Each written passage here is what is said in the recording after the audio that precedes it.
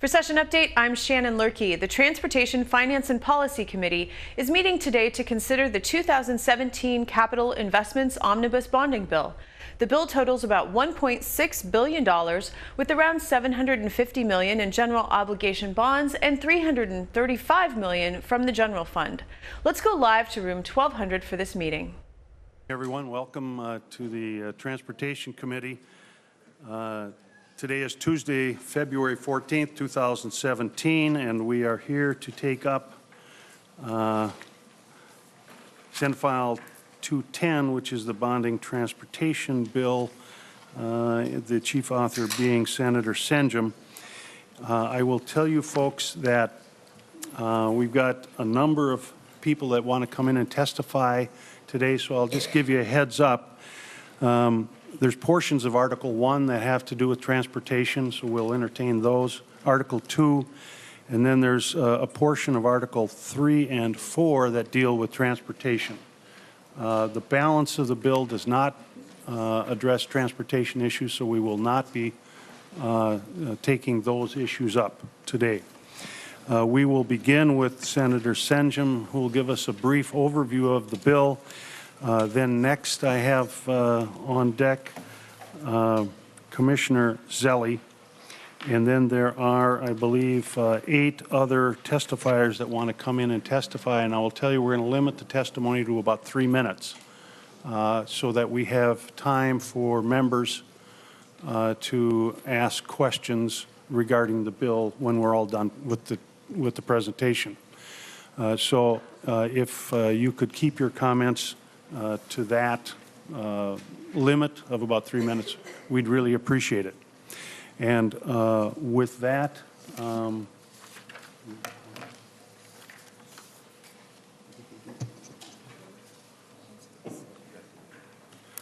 we do have a quorum, so we will begin.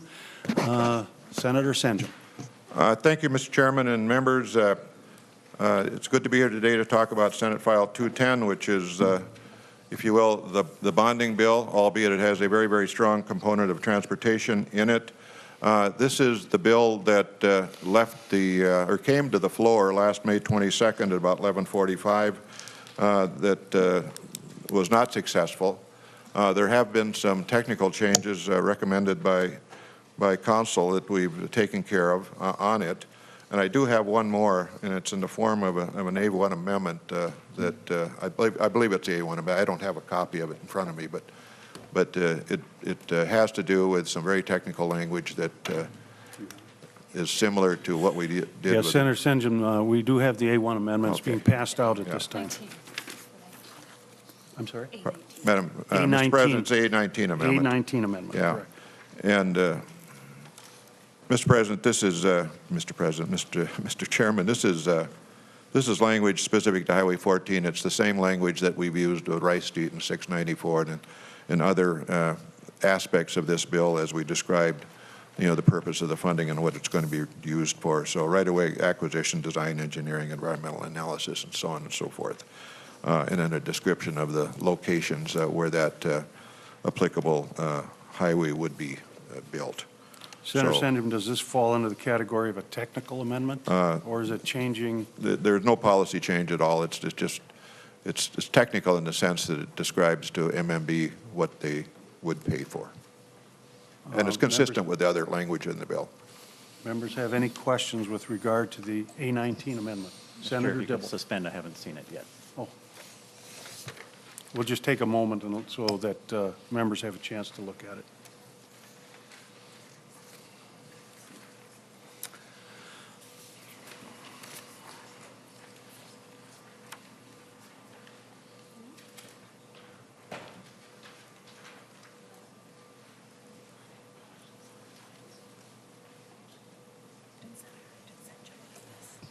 Mr. Chair. No motions were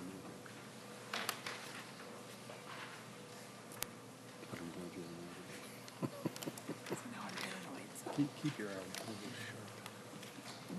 sharp. Mr. Chair. Senator Dibble. Thank you, Mr. Chair. Is this on? Am I being I'm good? Okay. Can't hear myself. So, Mr. Chair, I would concur with Senator Senjum's characterization that this changes some of the details in this bill, similar to the general thrust of the bill. I would disagree with Senator Senjum's characterization that this doesn't represent any sort of a policy change, as I will discuss soon. I think this whole bill is a rather dramatic shift in posture and policy with how we discuss and debate and fund our transportation program. This is a part of Section 2 of Article 2 of almost $200 million in trunk highway bonding, and then it lists and enumerates specific projects throughout, something that I've never seen before. And so in that sense, it would be a fairly significant, dramatic change in policy. And so, I appreciate that to the extent that people want to do this kind of earmarking and dictate and micromanage the details of that earmarking, I think that's the wrong thing to do, which I'll discuss more in a few minutes. But, and so with that, I would oppose the A-19. Senator Senjum.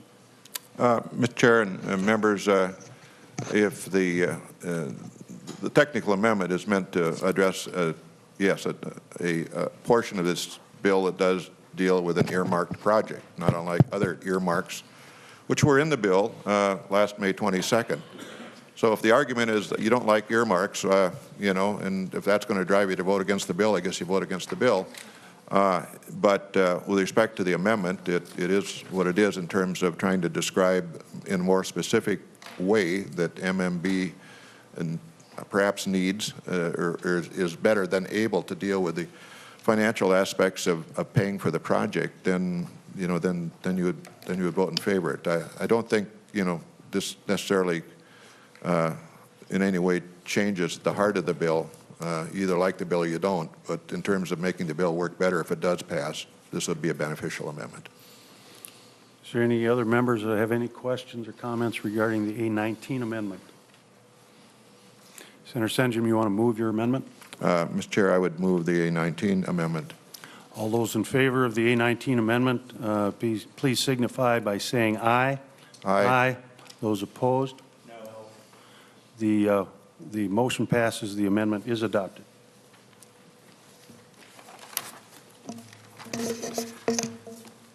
Senator Senjum. Mr. Chair, I think what I'll do is, since this is the Transportation Committee, and of course there is a large bonding bill here that deals with a lot of other projects, but to really focus on the transportation aspects of this bill, I have a particular document, which I hope you do as well. It's prepared by Mr. Mumm. It's dated 2/9. It just details the 2017 Capital Investment Omnibus Bill, Transportation Projects Only is its title. And so simply going down there, I'll just go to the back for starters. There's a lot of transportation money in this bill. If you add it up, as you can see at the end, it's $829 million. And then that's highlighted by various projects, of course, which are part of this bill, in name, in fact, part of this bill. So we can go through those. But initially, we have the Board of Water and Soil Conservation Resources, $5 million there for a wetland replacement program, Camp Ripley and public safety area for $3.5 million. And then going down to numbers 7 and 8, I think two lines there that probably far exceed, at least in terms of amounts, than we've ever had in a bonding bill in terms of local roads and bridges. $90 million in local bridges and $141 million in local roads, which is it's substantial in terms of, I think, the history of bonding within Minnesota.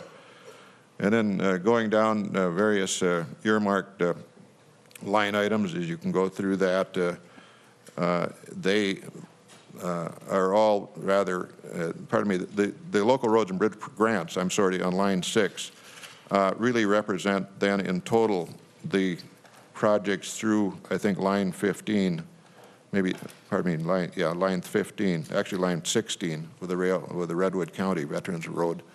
So the 141.6, or probably 141 million is representative of those particular projects. And then going down, we've got those which I think you can read.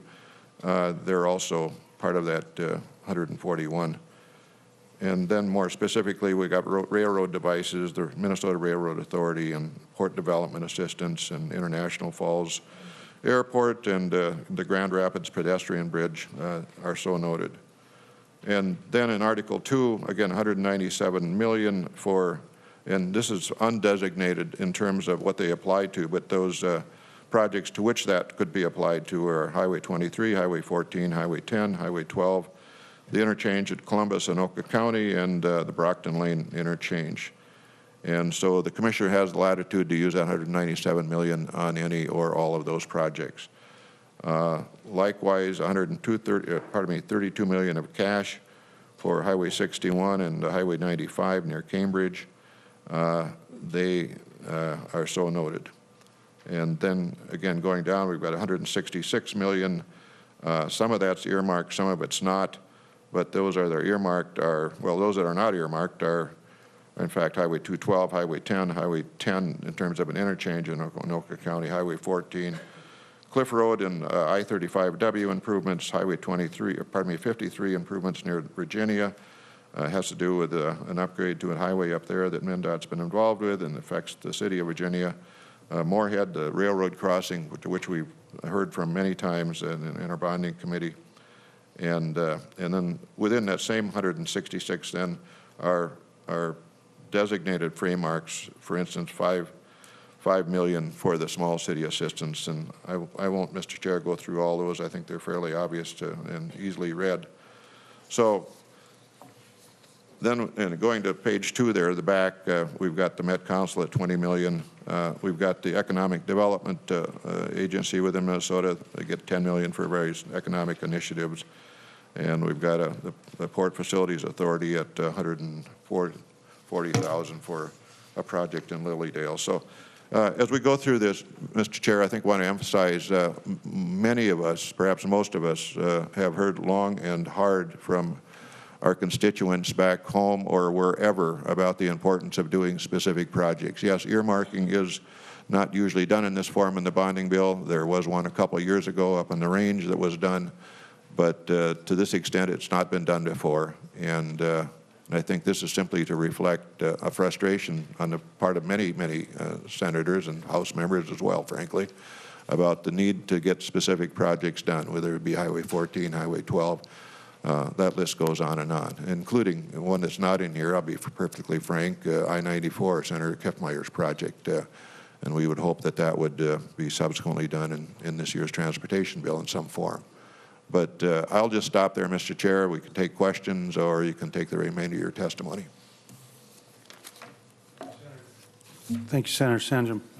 Just out of curiosity, you mentioned an earmark on the Iron Range a year or so ago. Is that the Highway 52 reconstruction that you were It was around Highway 53 and or 53. Yeah, it wasn't. I'll be honest with you. It was one of those earmarks that are this language could only possibly mean this project in Minnesota, but it didn't necessarily say a specific highway. Thank you, Senator Senjum. At this point, Commissioner Zelle, you want to come forward? Welcome to the committee. Nice to see you. Senator. Please have a seat. Thank you very much. Commissioner Zelle.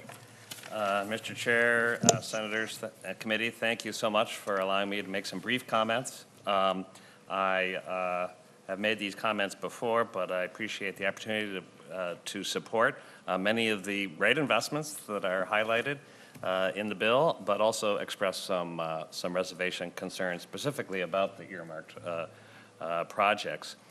First, on the positives, there's some, as Senator Senjum has pointed out, some long-held priorities that are in this bill, particularly the local, county, and municipal projects that often find room in these biennial bonding bills. And in particular, I'd point out the local bridge and the local road improvement program. This is a grant program that is administered by MnDOT. It is clearly a backlog of deteriorating bridges and roadways that look to these funds on a very objective, competitive basis.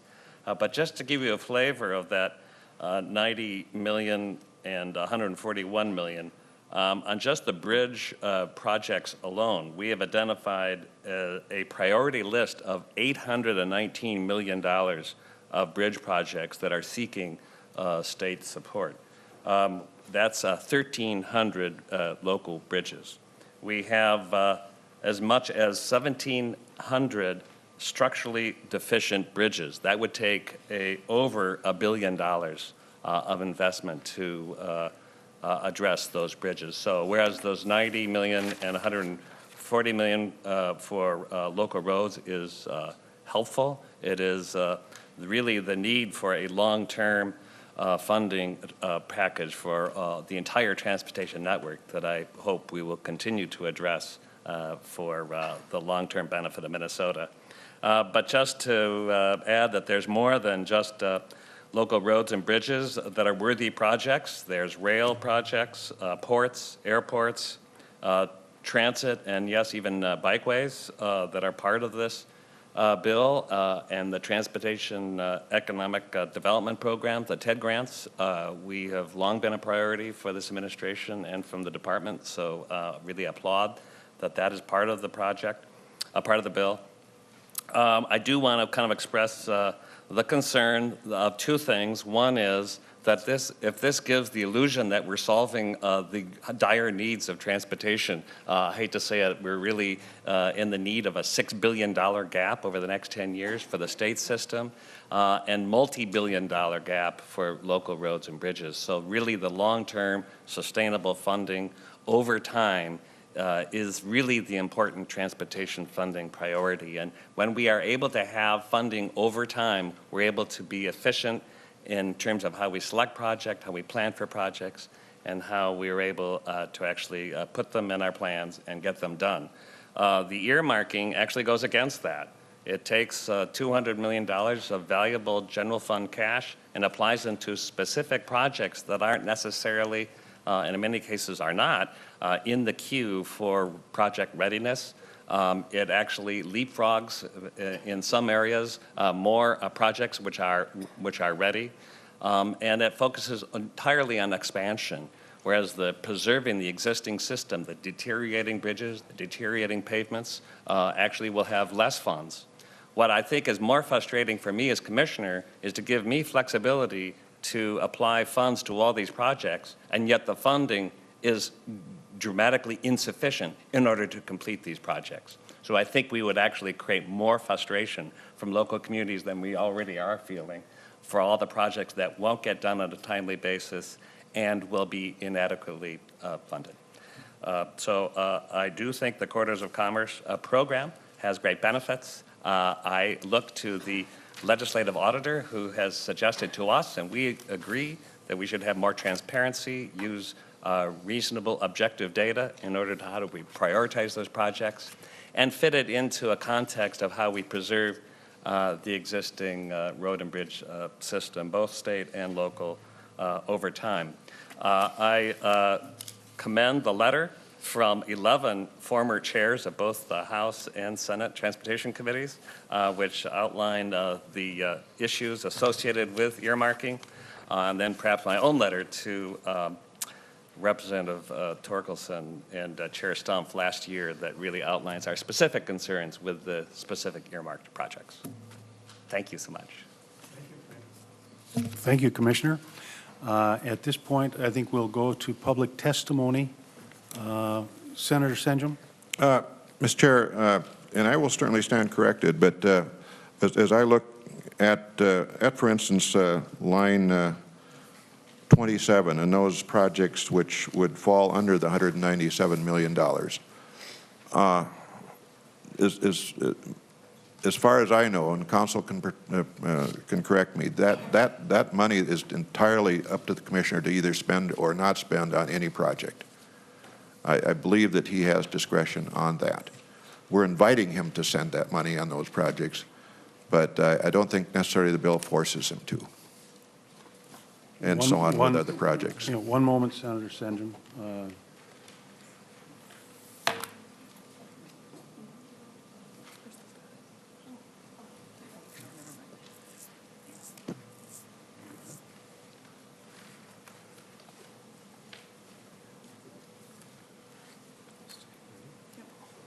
Ms. Stengel. Thank you, Mr. Chair and members. I would agree with Senator Senjum's construction. If you look at the bill, lines 4919 to 4923,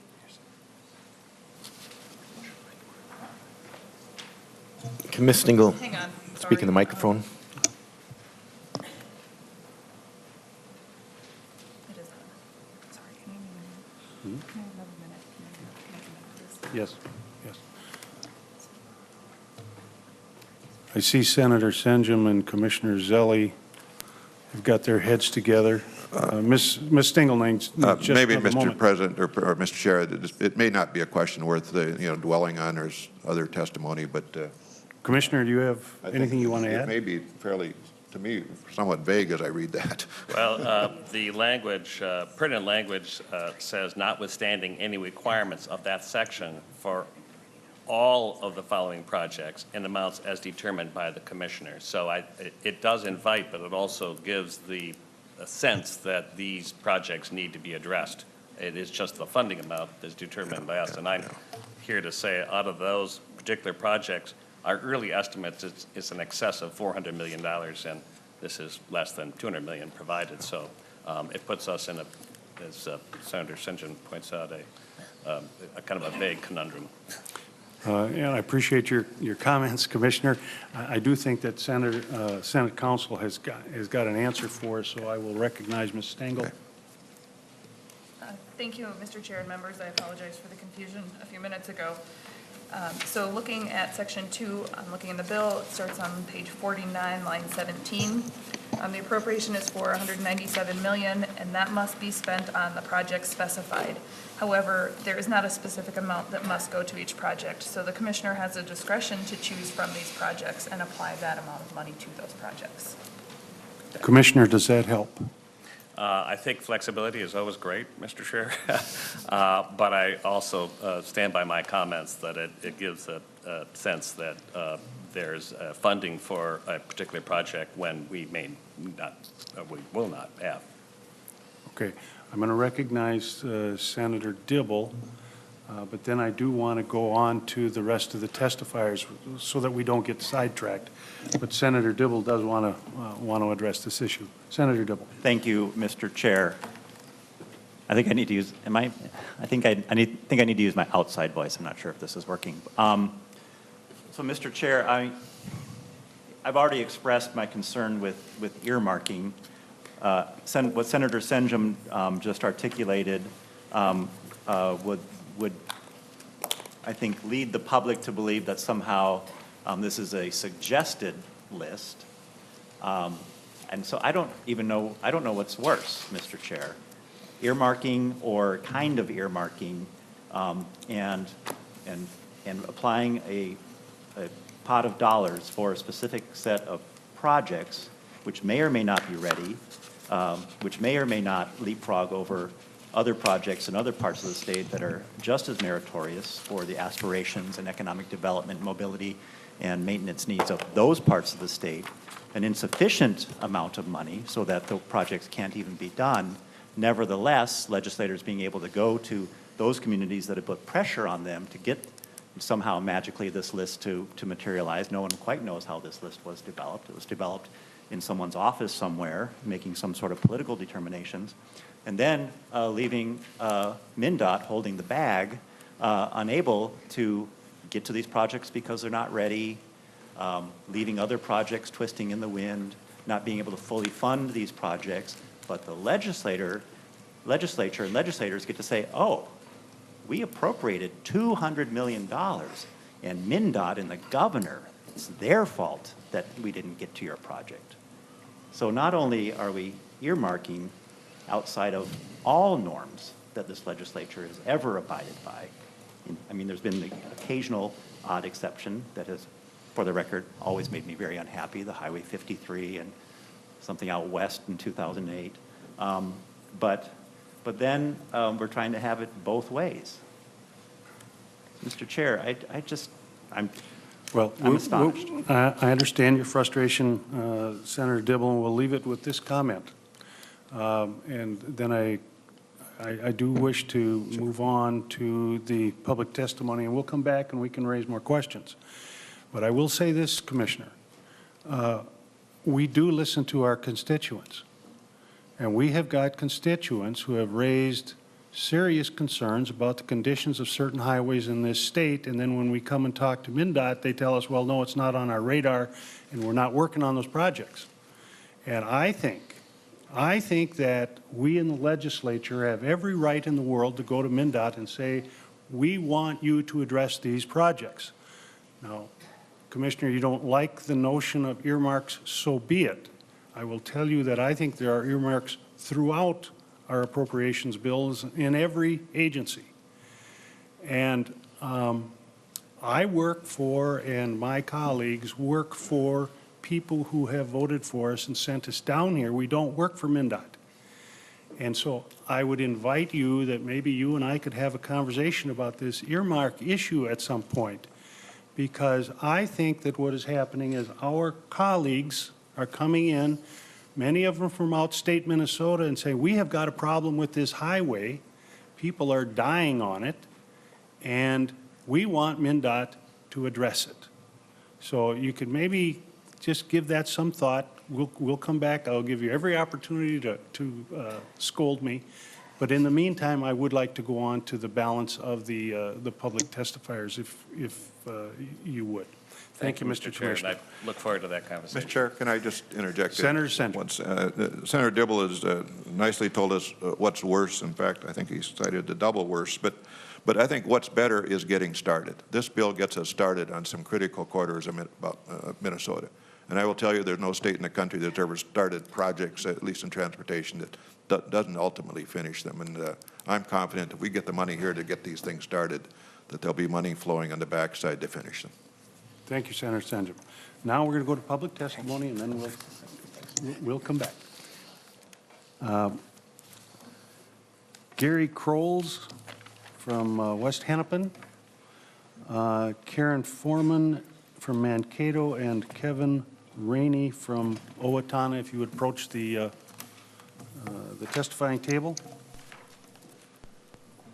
Whoever is ready, please identify yourself and proceed with your testimony. And again, please keep in mind our time constraints.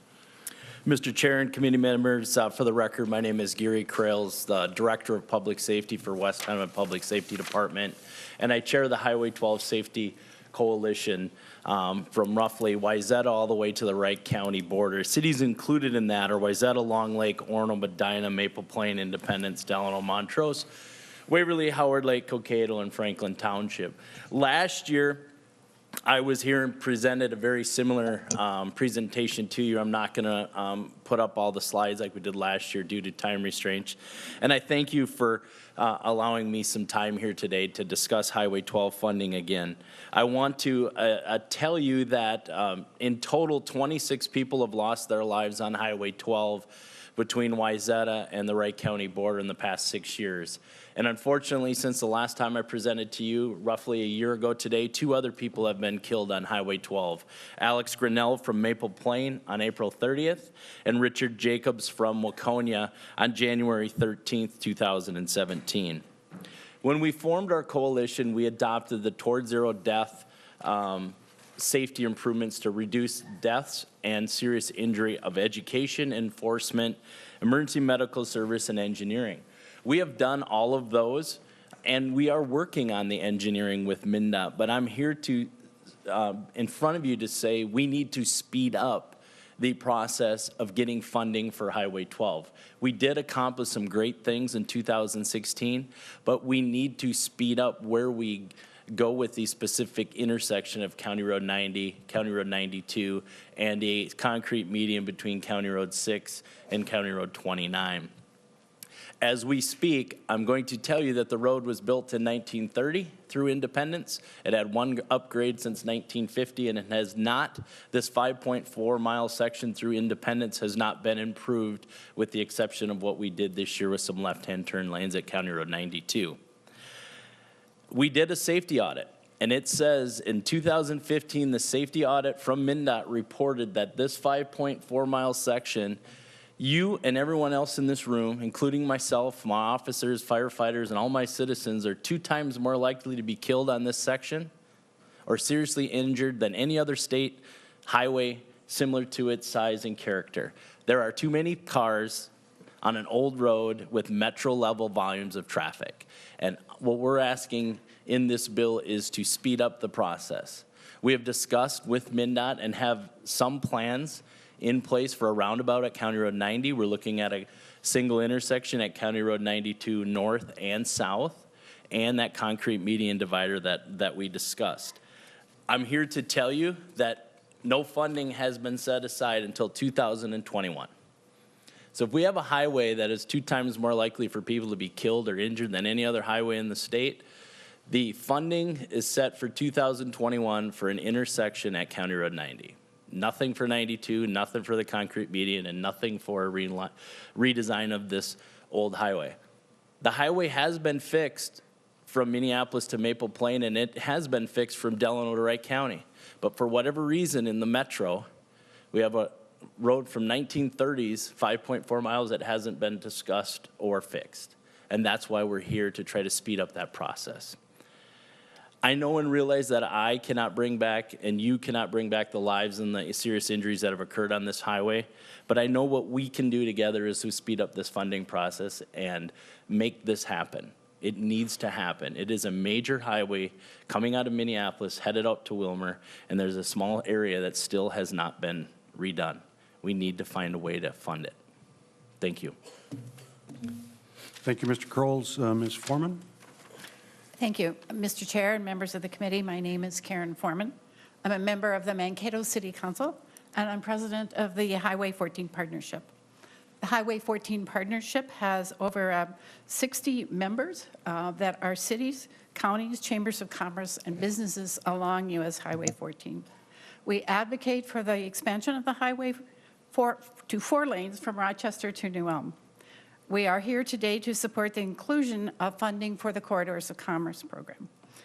This appropriation will help MnDOT continue to purchase land and pay for engineering work to finish the expansion of 14 between Rochester and New Ulm. U.S. Highway 14 runs across southern Minnesota. It goes from Wisconsin to South Dakota. Since the project was first announced in 1970, the state has paid to expand nearly 75 miles of this highway. Only 24.5 miles remain. 12 miles from New Ulm to Nicollet, and 12.5 miles from Owatonna to Dodge Center. Highway 14 has been expanded to 4 lanes between Owatonna and Mankato. With this, Mankato has seen considerable economic growth. A prime example of this is the opening of the very first Walmart distribution center in the state of Minnesota, in the city of Mankato. This center, which stores and distributes perishables to Walmart stores in the upper Midwest, is a 420,000 square foot building that employs 300 people in livable wage jobs with benefits. Having 14 equipped to handle the heavy traffic made this project possible. They made that decision to locate at that intersection of 14 and 169 because of the transportation that's there. They need that kind of infrastructure. Expansion is also needed for safety reasons. Until recently, the stretch between Mankato and New Ulm was one of the most dangerous roads in Minnesota. The narrow 2-lane portions coupled with heavy truck traffic have been the site of many fatal accidents in our community. With the completion of the stretch from North Mankato to Nicollet and the use of delineators, the accident rate has fallen. Finishing the expansion of US 14 means making our communities better connected, safer, and economically stronger. Thank you for your consideration. Thank you, Mr. Foreman. Mr. Rainey? Thank you, Mr. Chair. My name And is Kevin before, Rainey. excuse me, before you get started, I've got Mr. Workman on, who's now been substituted for the mayor from the city of Chaska. Perhaps the mayor could come forward and have a seat at the testifiers table. Mr. Rainey. Thank you. My name is Kevin Rainey. I am a member of the Owatonna City Council and the Vice President of the U.S. Highway 14 Partnership. As Councilor Foreman stated, the Highway 14 Partnership is committed to completing U.S. Highway 14 as a 4-lane highway between New Ulm and Rochester. I am here to voice our support for Highway 14 funding in SF 210. The 100 miles from New Ulm to Rochester is the most heavily populated area in greater Minnesota, which is not serviced by a 4-lane connection. Highway 14 connects nearly 350,000 people from across southern Minnesota. The connection of these communities provides an economic region separate from the Twin Cities, adding to the resilience of our state's economy. But we need a safe, reliable 4-lane highway to connect us. The city of Owatonna lies in the middle of the Highway 14 project. We connect to the west with Waseca, Mankato, and New Ulm. To the east, we connect with the Farm Country and Dodge Center and with the Mayo Clinic and the destination Rochester Medical Center in Rochester. For Owatonna, the expansion of Highway 14 has given us more connections to markets. Our city has seen industrial expansion in recent years, and our population is growing. Just in the past 4 years, some of our industrial expansions have been Daikin Industries at 125,000 square feet, Cybex, 150,000 square feet, Bushel Boy of 375,000 square feet, and Viracon, our second largest employer within the community. When they're done with their expansion, they will have expanded more than 650,000 square feet. The expansion of Highway 14 has been key to this growth, but the job is not complete. We need the 12.5 miles between Owatonna and Dodge Center to connect us to the east, helping visitors, shoppers, and freight to move easily between us and the growing economy of Rochester. The 12.5 miles remaining for completion to the east of Owatonna has one of the highest accident rates in greater Minnesota. This stretch of road carries patients going to Rochester, local school buses, farm equipment, and truck traffic. We all have harrowing stories of deadly accidents and near misses, including trucks having to veer into traffic to miss stopped school buses. We need to finish this last dangerous stretch to provide local residents, commuters, and international visitors to the region. The state has already invested in the environmental impact statements for these 2 Highway 14 projects. The EIS for the Owatonna to Dodge Center portion was completed in 2008. It is urgent that the state continue to make progress on completing this project. So I thank you for including funding for corridors of commerce in SF 210. I've got a brief statement from Viracon Seth Madole, and it reads this: Viracon's most important resource is our people. Our employees and truck drivers drive Highway 14 frequently. Completing the Highway 14 transition to a 4-lane road would make it safe for commute and increase our hiring radius. I thank Senator Senjum for presenting this bill. I appreciate your time. Thank you. And perhaps, Mr. Rainey, you could identify who Viracon is. I happen to know who it is, but Viracon is a glass manufacturer. One of the projects that I'm sure you are all aware of, they did all of the glass for the U.S. Bank Stadium.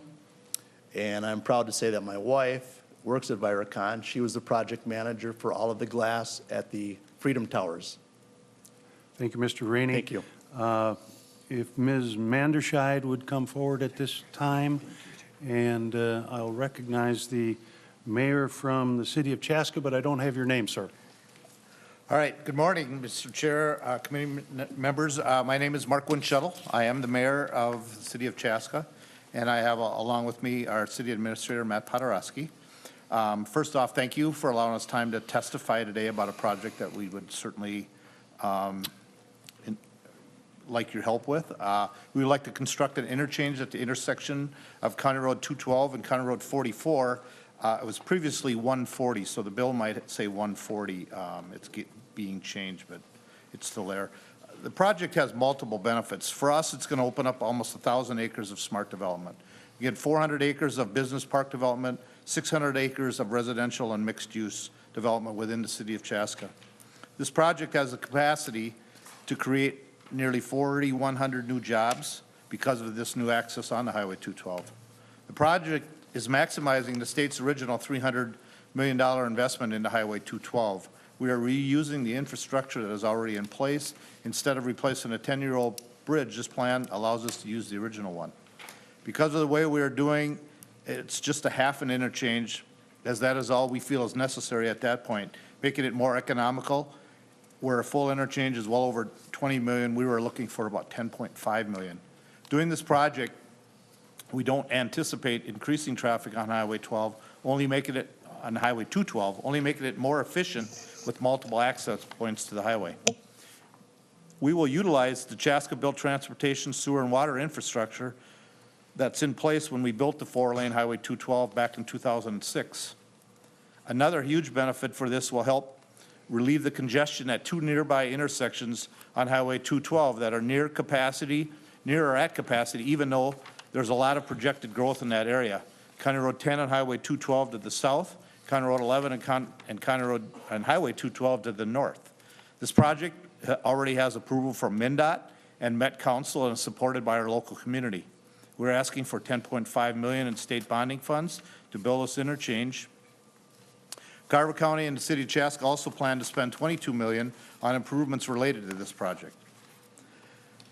I want to thank you for your time, Senator Senjin, for bringing this forward, and I ask that you support a critical project for the City of Chaska. Thank you very much. Thank you, Mr. Winchell. Ms. Donahue is next up, and Ms. Manderscheid. Thank you. Chair and Senators, my name is Melissa Manderscheid. I'm the City of Bloomington's attorney. I'm here today on behalf of the City of Bloomington. I also have Kirk Roberts from the City of Bloomington as well. With me today, he is a traffic and transportation engineer. Thank you for including the Mall of America Transit Center in your bill, in your bonding bill. The Mall of America Transit Center is the busiest location in Minnesota and in our regional transit network. It is located in the lower level of the east parking ramp of the Mall of America between Sears and Bloomingdale's. There is no exterior signage for the more than 5,000 customers that use the transit center on a daily basis. The transit center also services the blue and the red lines and Metro Transit and MVTA buses. In the future, 4 BRT lines will also use this transit center.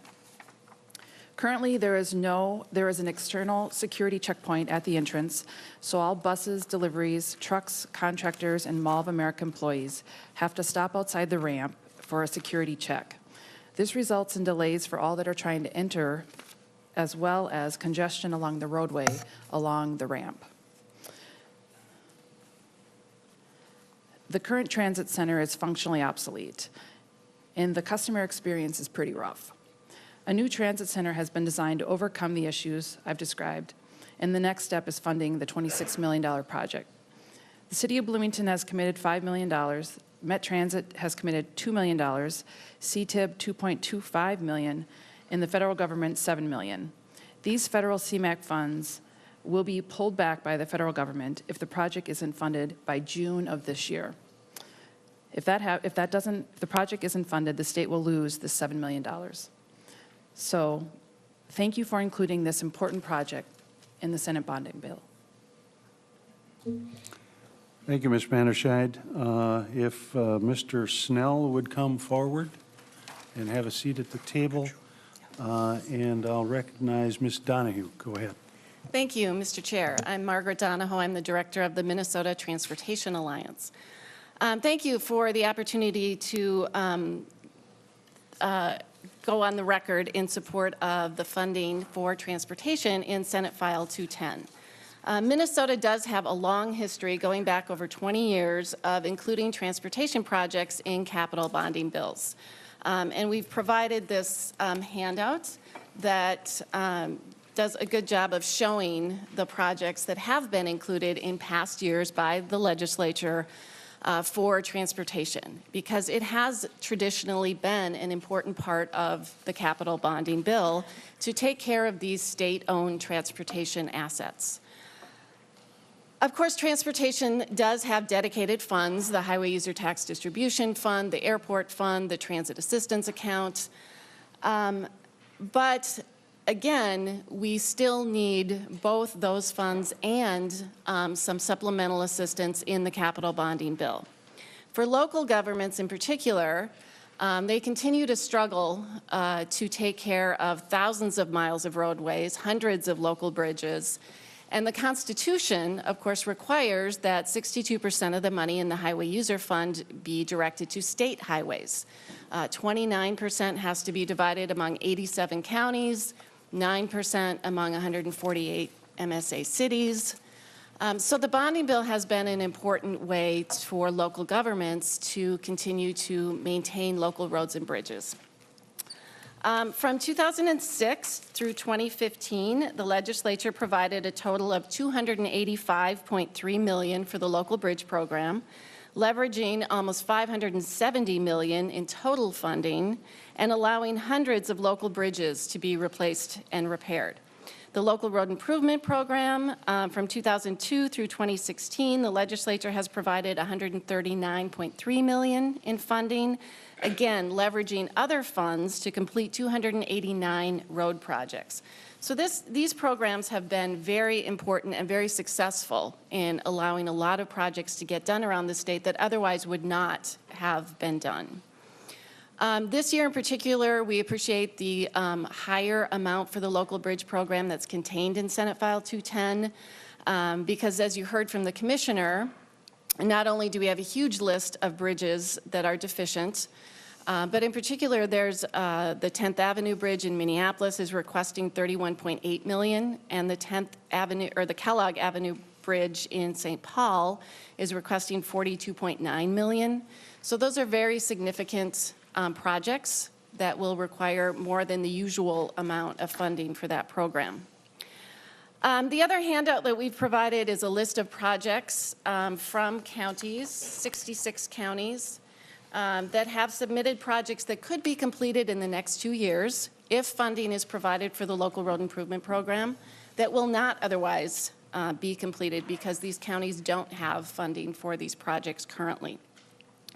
So as you can see, the need is very significant. These projects add up to $1.3 billion that could be done in the next 2 years. And in addition, on the back of this handout, you'll see we're also supporting funding for transitways, for ports, for the local road wetland replacement program, which is currently out of money, and you'll hear more about that, but also out of wetland credits around the state. The TED program, and other transportation modes that are included in this bill. So again, we want to thank Senator Senjum for including transportation in the capital bonding bill and urge you to support these appropriations. Thank you, Ms. Donahoe. Senator Dibble? Thank you, Mr. Chair. Ms. Donahoe, you handed out this is yours? Mm-hmm. And I appreciate that. Your testimony would seem to imply that somehow this bill isn't dramatically different than what we've done in the past. Is that what you're representing? Mr. Chair, in terms of Article 1, I don't think it's dramatically different. Article 2 obviously is not something that's usually been included in the capital bonding bill. So, Mr. Chair. Senator Dibble, I would like to complete the public testimony. Well, then, Mr. Chair, can I bring Ms. Donahoe back up then afterwards? Absolutely. Thank you. You will get a chance to bring her back up. Mr. Snell is, if you would approach the testifying table, and Mr. Keith Carlson is also on deck next. I do not see him approaching. Sean Dozie?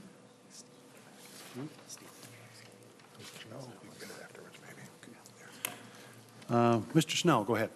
Okay.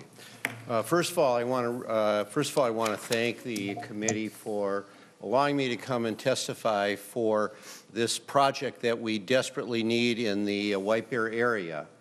My name is Tom Snell again. I'm the Executive Director of the White Bear Area Chamber of Commerce, and our area does encompass the area that we are looking at for funding for this desperately needed rail project in our area, which serves a number of large companies. The rail that we're talking about, the commercial rail line that we're talking about, is to the point where safety and efficiency could become a concern. And again, we have a number of larger employers that directly rely on this rail line to get their products to service. There's a commercial center in the city of Hugo, for example. All the companies in that area directly rely on this rail project in order to get their products to service. There are also companies along the rail line in White Bear Township and in Oakdale that also desperately need to have efficient rail service in our area. This needs to get done. There was a small allocation made several years ago that with the understanding that the rail project would move forward with an investment, a very modest investment, so that we can serve our communities in our area and the businesses that directly rely, again, on this commercial rail line. Thank you, Mr. Snell. I've got a substitute of Steve Novak on behalf of, or substituting for Mr. Carlson. Are you Mr. Novak? I am. Please proceed. Thank you. Mr. Chairman, members of the committee, I'm here on behalf of the Minnesota Intercounty Association. We represent essentially the suburban counties and the 9 or 10 largest greater Minnesota counties in the state. Lobby for them in a variety of areas, including transportation. So Micah is here this morning to recognize Senator Senjum's significant investment in transportation within this bill. Specifically, we want to point out and support the financial commitment that would be made here in terms of local roads and bridges, corridors of commerce, TED grants, ports, airports. And then I do want to mention, Mr. Chairman, members of the committee, I've worked with a lot of you the last couple of months trying to solve this impending crisis related to the local road wetland replacement program. That is recognized in the bill at $5 million. I do want to point out to the committee that to solve that problem, we really need $10 million in combination with $5 million in cash and some regulatory relief in terms of re-allowing the trading of credits. With that, I'll conclude, Mr. Chairman. Thank you, Mr. Novak. Next, I've got Sean Dowsey from... Dowse, Mr. Chair. I apologize for butchering your name. And then the final testifier could approach, please, Mr. Clark Arneson from the city of Blaine. Mr. Dowsey, go ahead. Thank you very much. Hello, my name is Sean Dowse. I am the mayor of Red Wing, Minnesota. I want to thank Chair Newman and the committee for the opportunity to testify in support of Senate File 210. We are pleased that the Senate is looking at completing the unfinished work of business last year. The transportation-related provision affecting Red Wing is not large, but will have a significant impact on our city budget and our ability to meet deferred infrastructure needs, so we hope that the legislature will move this bill forward quickly. The provision that concerns Red Wing relates to a 2-year, that's 2015 to 2016 project on Trunk Highway 61, which is Red Wing's Main Street and a segment of the Great River Road. That vastly improved downtown Red Wing by providing smoother, more efficient traffic flows and enhanced safety for both vehicles and pedestrians. As I will describe, Red Wing was pleased to have worked with MnDOT on this project, but the project costs were higher than originally anticipated, and Red Wing essentially had to pay DOT-related costs for the highway project. Senate File 210 seeks to correct such and contains a provision that would reimburse Red Wing for the state DOT-related costs Red Wing paid for. Red Wing hopes that the legislature will follow through and reimburse it for the additional state DOT-related costs for the highway project that the city paid for. Red Wing entered into a cooperative agreement with MnDOT for the project. Essentially, with a cooperative agreement, a city manages the project on behalf of the state. The bid opening for the project was March 3rd, 2015, and the low bid for construction was $9.6 million. This low bid was about $1.8 million over the estimated cost.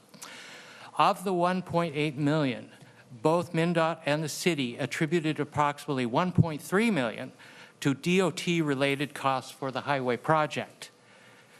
MnDOT added $500,000 to the project out of fiscal year 2016 trunk highway funding, which assisted and reduced the state DOT attributed overage to about $805,000.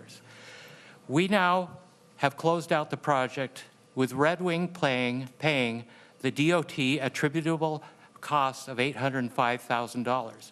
Additionally, necessary change orders added $163,400 in project costs that were paid for by the city but can be attributed as state highway costs. The full project costs, including all design, engineering, and project-related construction administration, is at $12.4 million. MnDOT's participation is capped at $5.1 million.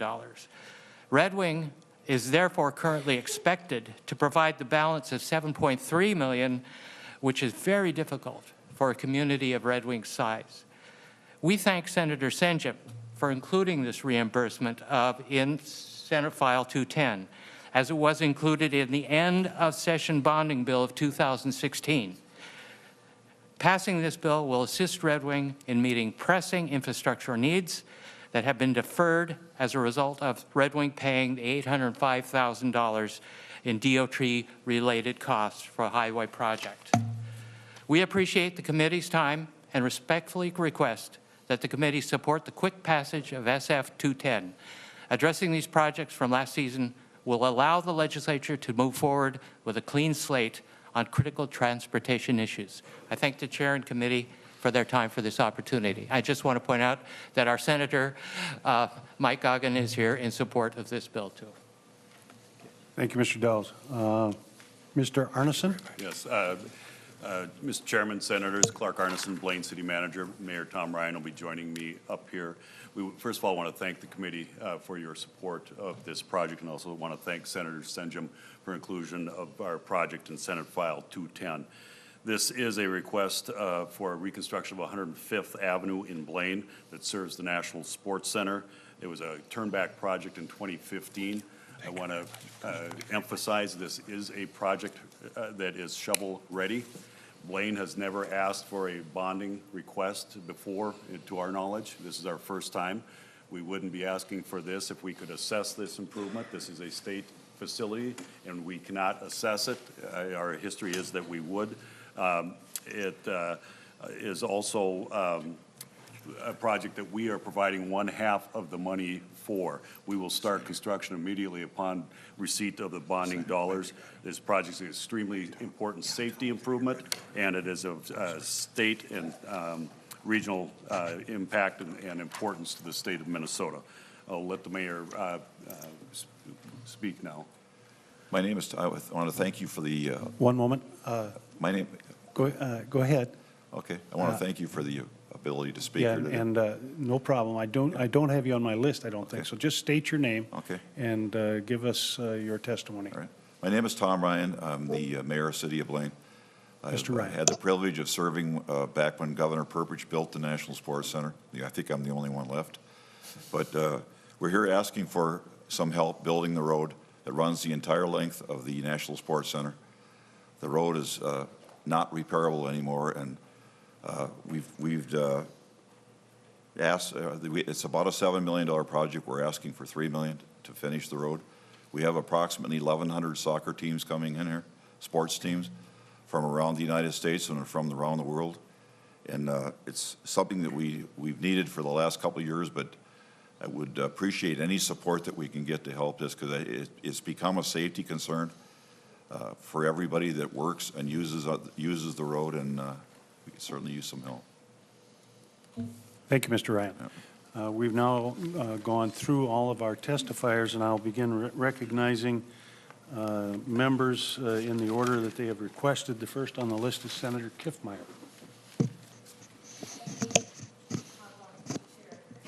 In regards to the language that we had discussed before, on page 49, line 22 and 23, just to make sure the record is clear in regards to that language, speaking to the $197 million, says the appropriation in this section is from the bond proceeds account in the trunk highway fund and may be used by the commissioner and may be used by the commissioner only for purposes specified in this section. I thought that was an important piece to make sure we had clear on the record. Thank you.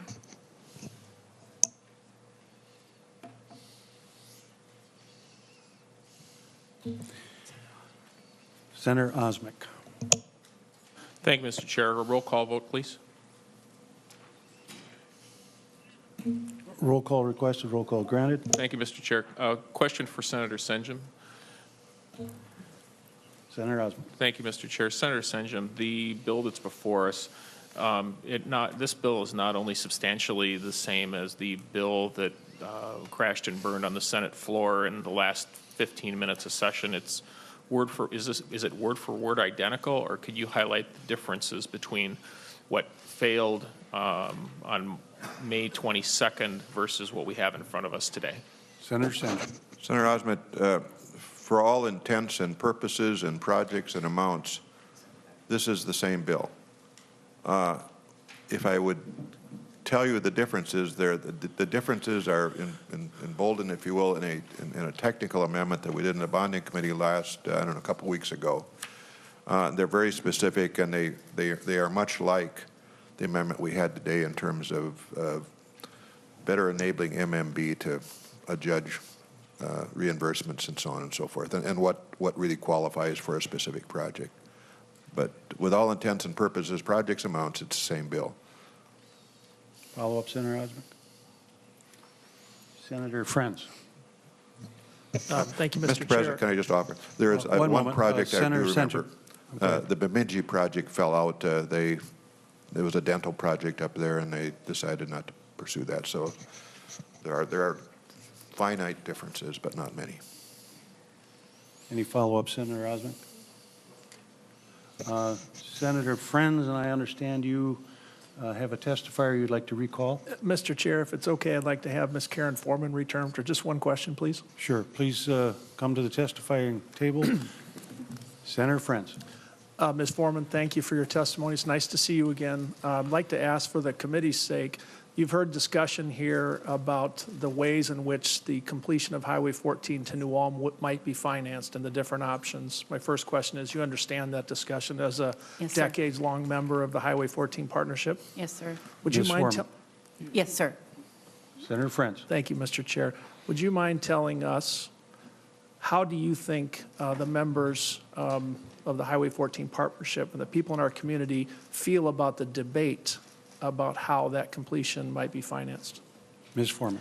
I know how the members of the Highway 14 partnership feel, and their sense is that they're very practical people. There's very practical people who live on Highway 14 from La Crosse to Brookings, and they don't necessarily care which silo you pull the money out of to get the project done.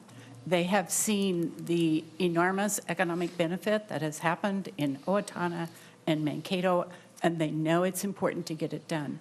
And whether it's done by borrowing at historic low rates or using revenue from other places, they want it done. Does that answer your question, Senator? Yes, it does, Ms. Foreman, and thank you very much, Mr. Chair. That's all I have. Thank you, gentlemen. Senator Friends. Thank you, Mr. Chair, and thank you, Senator Senjum, for bringing this bill forward. Although there are some certain concerns with the bill, you've heard of them already, and I'll add my voice to that as well. I do appreciate having some bills that actually bring some funding for transit like the Mall of America. It's in Bloomington. I represent part of Bloomington, and I believe this, and I'm a co-author of that bill on its own.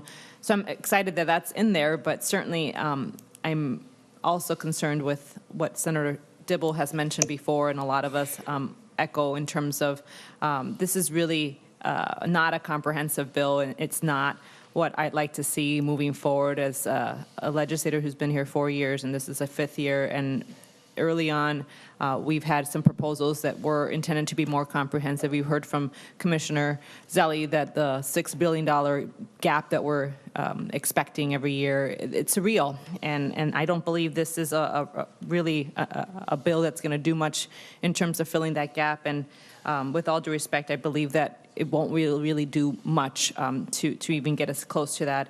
And certainly some of the testimony you've heard and some of the packets that we have in front of us are funding that are bridges to nowhere, for lack of a better analogy, because we start projects but we don't give them funding enough to complete them.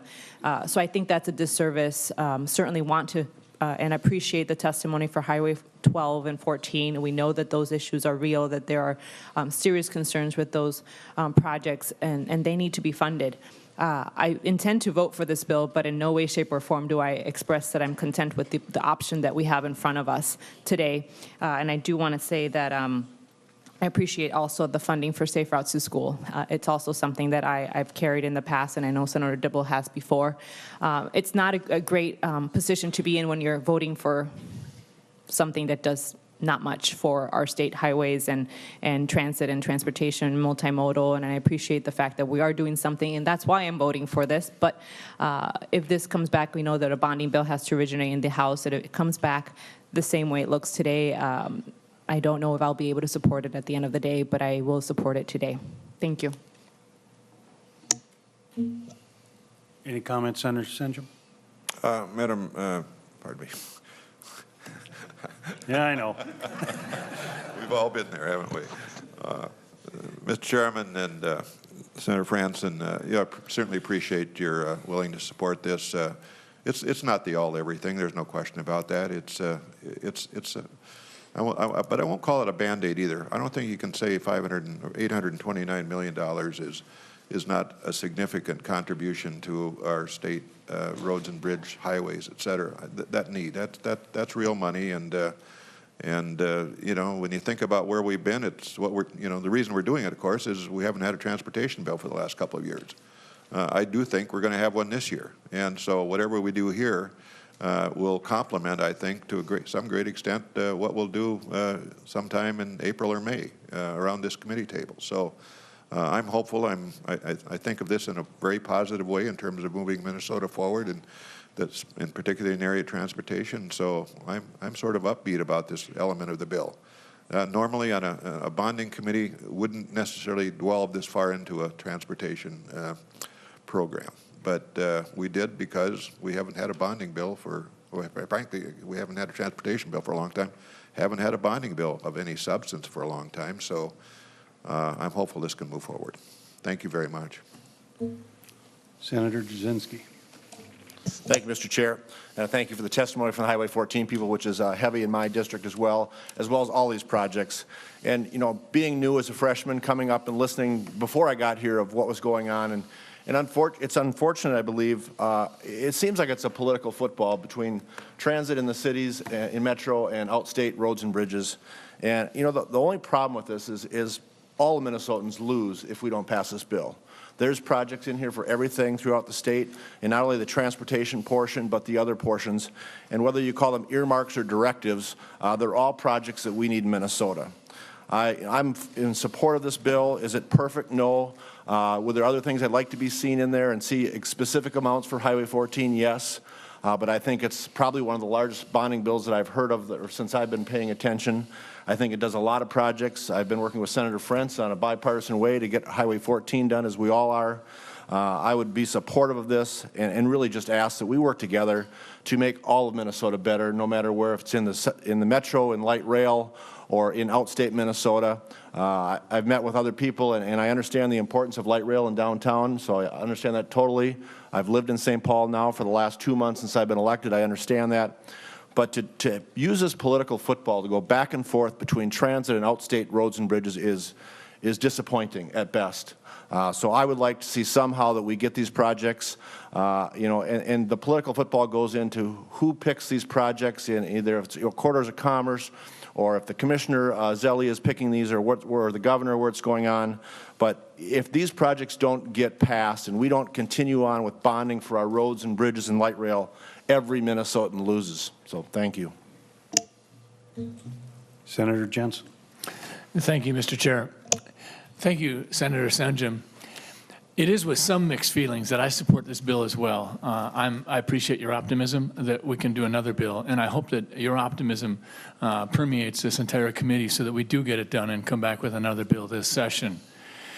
The law of unintended consequences certainly has the potential to impact on our work here, and I want to say thank you to Senator Dibble for his astute observations and willingness to bring it back to all of us again, that there are dangers in what we do. I can certainly see problems with earmarks, and I can certainly see where it would circumvent the work that Commissioner Zelli and his people do. So I think we need to move forward. Like you said before, Senator Senjum, we got to get started, and there are going to be deaths on the highway and roads crumbling, and we're going to wait for just the next bridge to fall, and then finally we'll say, oh my, we better do something. So I think we go forward, we get it done, but we absolutely redouble our efforts and make sure that this isn't the last significant thing we do this session. Thank you again. Thank you, Mr. Chair. Senator Kent. Thank you, Mr. Chair. And Senator Senjum, also, we've worked for several years together on this issue of transportation, and we are all acutely aware of the needs. And so in that spirit, I'm glad we're having this conversation, and I am grateful that so much commitment in this bill goes into transportation. But I didn't vote for this bill in May, and it was for two reasons, and the large part of which was what I think is really problematic precedent that is being created in terms of the earmarks. It just literally picks winners and losers, and that's why we all need to step up to comprehensive transportation funding. It is not a matter of roads and bridges versus transit in the metro. By the way, there are great transit needs in greater Minnesota as well.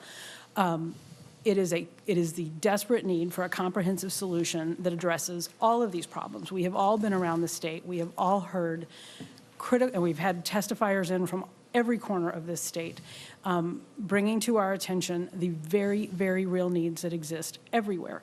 And the problem with the earmarking process is that we're saying, okay, these needs matter more than those needs. And, I appreciated that Mr. Krells talked about the timeline on Highway 12 being till 2021. And I will just remind this committee of a very important strategic asset of 494, 694 interchange in the East Metro that isn't on the 20-year plan. How are we going to do these? So I'm supportive of trying to do something and to make some amount of progress, but we have to take this seriously.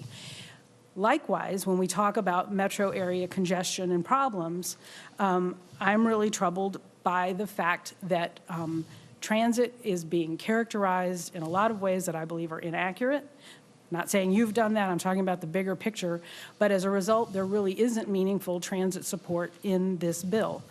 And so I would like to offer the A19 amendment, Mr. Chair. I'm sorry, A21. 21. A21? Yes.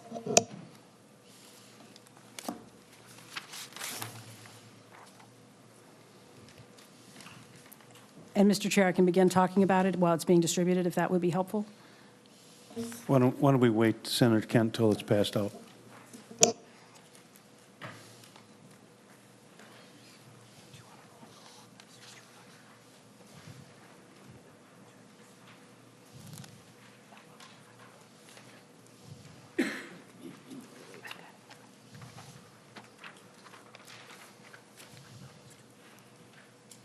I don't have it.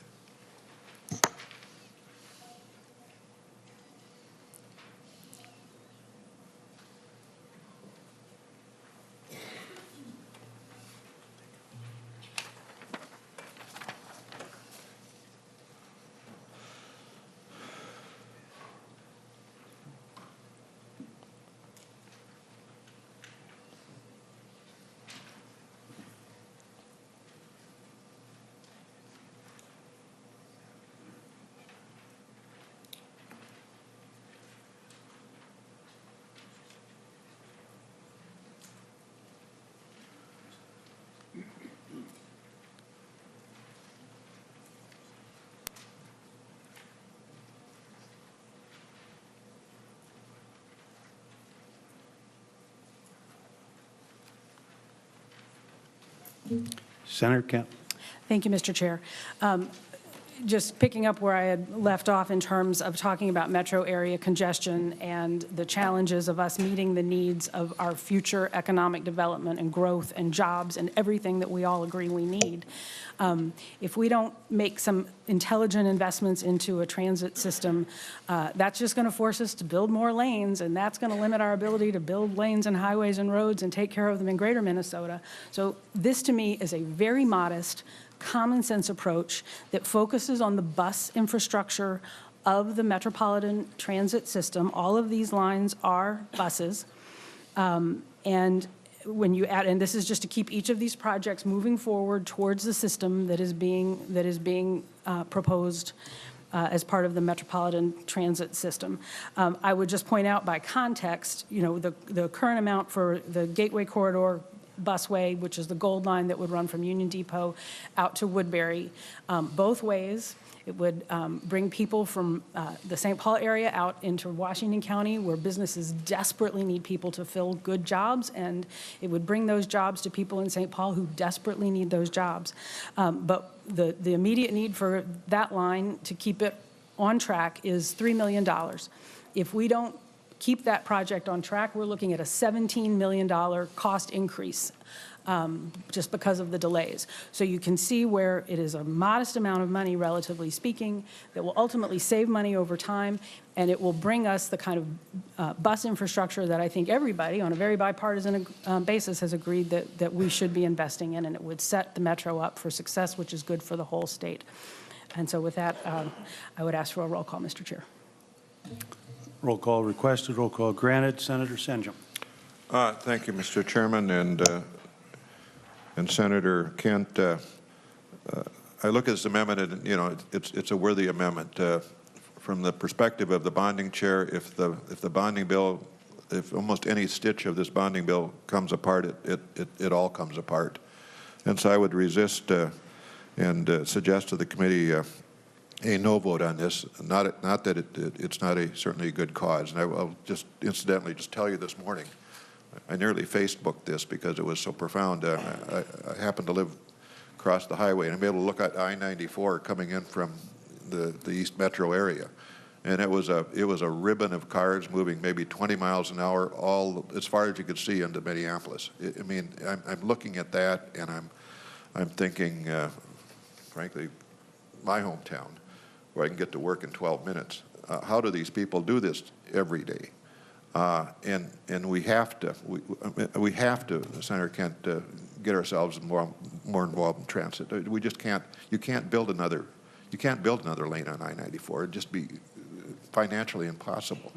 So you got to move people into some form of transit, and I think we have to recognize that there are certain situations where that occurred. I'd be happy to give this strong consideration for a subsequent bonding bill. But as far as the here and now, I'd suggest a no vote, but recognizing that Senator Kent's saying is most worthy and very favorable towards additional consideration as we move forward, maybe this year, certainly next. Senator Osmick. Thank you, Mr. Chair. Senator Kent, I have very serious concerns regarding one of the portions of this, and it's the Riverview Corridor. The Riverview Corridor seems to be rather opposed by the businesses on 7th, West 7th, and I also went out to the website of the Riverview Corridor, and this is a light rail line. This would be a light rail line connecting downtown St. Paul with the airport. Not a bus line, a light rail line.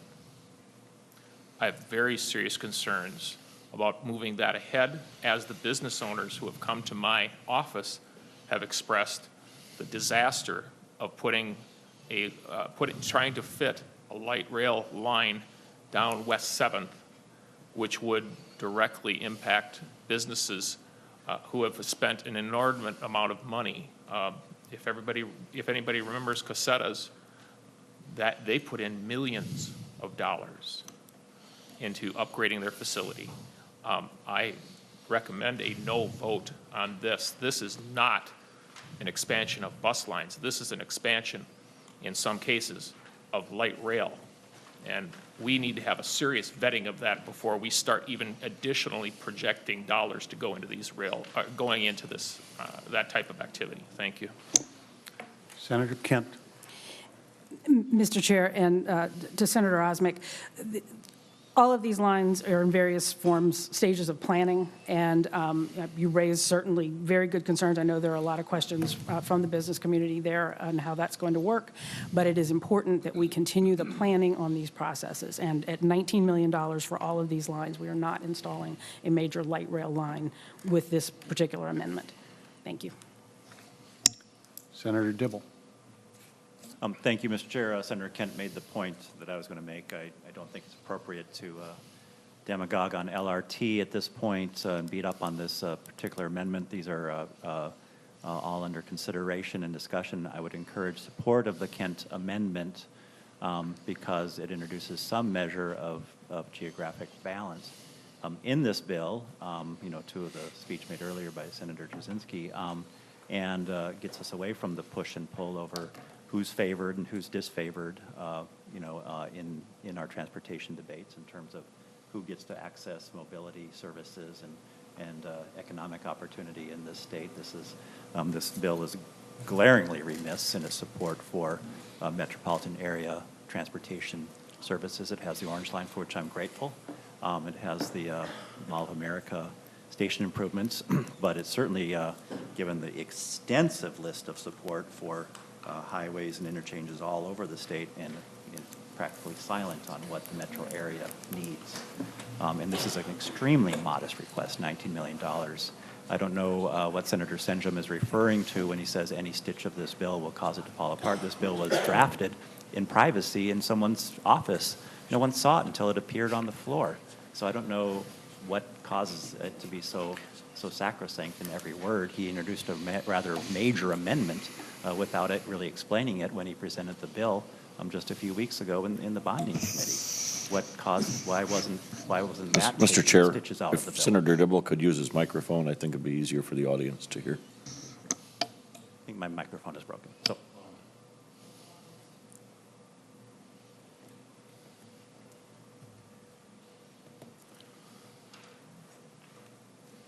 Senator Kent, I've got one question.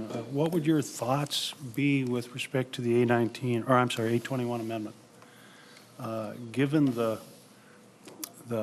fact that CTIB is in the process of discussing whether or not they're going to dissolve, and if CTIB does in fact dissolve, it seems to me it will have an effect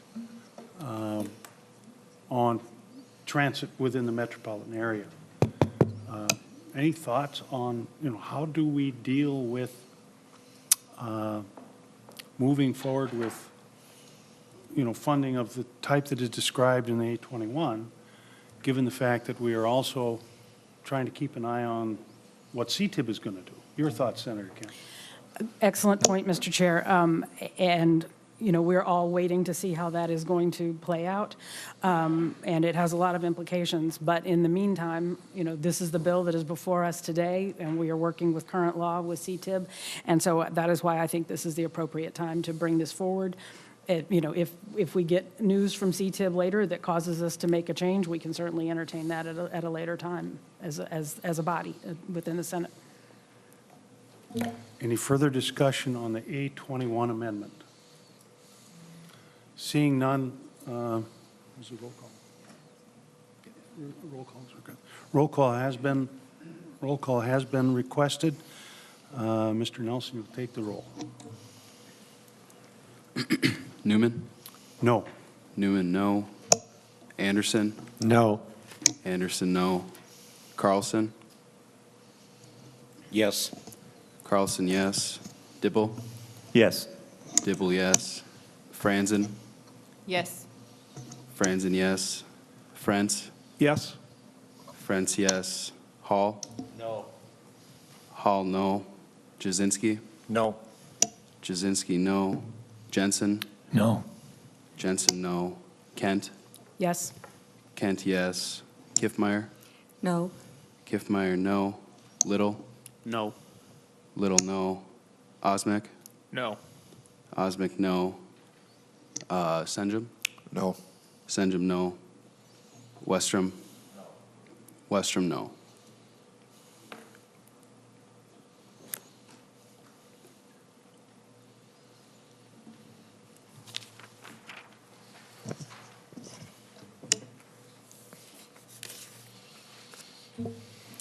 There being 10 noes and 5 yeses, the motion fails. The amendment is not adopted. Members, this particular bill has generated a good deal of discussion. There is some discussion that, frankly, I would like to have with Senator Senjum, Senator Dibble, and others.